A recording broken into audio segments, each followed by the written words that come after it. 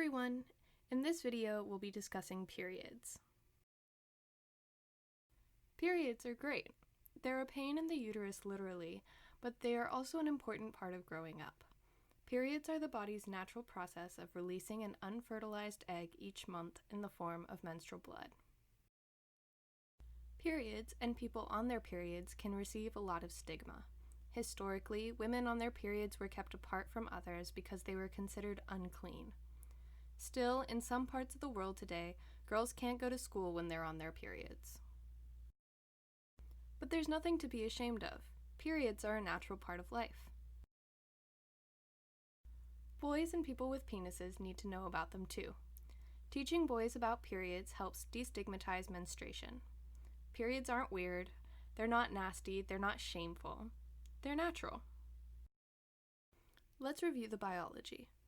About 2 years after starting puberty, people who have ovaries and a uterus will start menstruating, or having their period. Remember that ovaries contain eggs, and when you begin your menstrual cycle during puberty, a single egg, or two, exits the ovary. This release of the egg is called ovulation, and it's when you're most likely to get pregnant if you have unprotected sexual intercourse.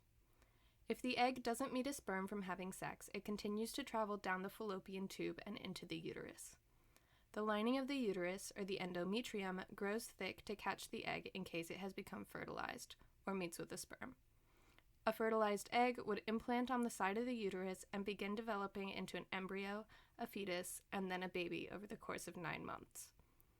An egg that hasn't been fertilized leaves the body with the thickened uterine lining by exiting the vagina in the form of menstrual blood. This step of the process is called menstruation. Your hormones surge during this process and sometimes cause mood swings. That's pretty normal. However, no one should dismiss you because it's that time of the month, so she must be crazy. Emotions are real and you deserve a voice. If you do find yourself feeling overwhelmed by these emotions, explore options like journaling, exercising, therapy, or other ways to help manage strong emotions. Cramps, or the painful tightening of muscles around your uterus and lower back, are a common side effect of having your period. There are lots of ways to help manage cramps, like using a heating pad, taking a warm bath, exercising, using over-the-counter pain medications supervised by an adult, and even masturbating, or touching yourself for pleasure.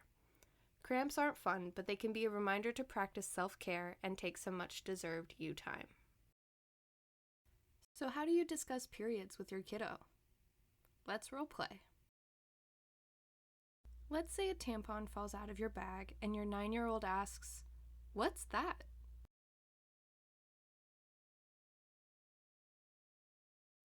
You can reply, "It's a tampon.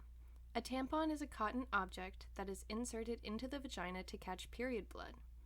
Do you know what a period is?" It's that thing where blood comes out of your private parts, right?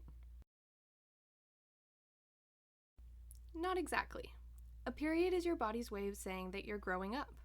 Blood comes out of the vagina each month as part of your body's natural way to say that it is able to make a baby. People use things like tampons and pads to catch the period blood so it doesn't make a mess. When your youth is older, the conversation might look a little different. For example, "Mom, Dad, I got my period. What do I do?" You can say, "Congratulations, this is an exciting time for you. Getting your period is an important part of growing up. I want you to know that I'm here for you to answer any questions you might have." You can take your young person to the store if they're willing, or do a little online shopping to explore period product options. You can explain the various options. For example, pads are a great, easy option to start with. They sit in your underwear and catch the menstrual blood. You change them every 4 to 6 hours and throw away the used ones in the trash. There are lots of different types out there to try. Menstrual cups are a great environmentally friendly option that you can insert into your vagina to catch period blood. You empty them every 8 to 12 hours and sterilize them in boiling water when your period is over. This way you can reuse them for several years. Tampons are a great option for when you're really active or want to go swimming when you're on your period. It's a piece of cotton with a string that is inserted into the vagina with the string hanging out. Inserting them correctly might take some time to get used to, but tampons shouldn't feel uncomfortable. The tampon soaks up the period blood, and then you remove it every 4 to 6 hours using the string and dispose of it in the trash. There are also reusable pads and even reusable underwear to catch period blood. We can try those out if you want. Let your youth experiment with the different product options and answer their questions.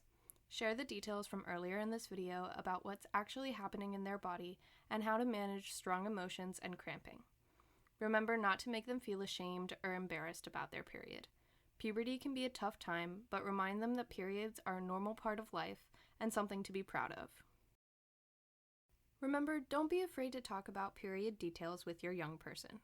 Young people deserve to know the nitty-gritty details of what's happening to their bodies and to have the knowledge to make informed decisions about their own period care. There are free period products, including menstrual cups, available at the Compass Center. To check availability, call the office at 919-968-4610.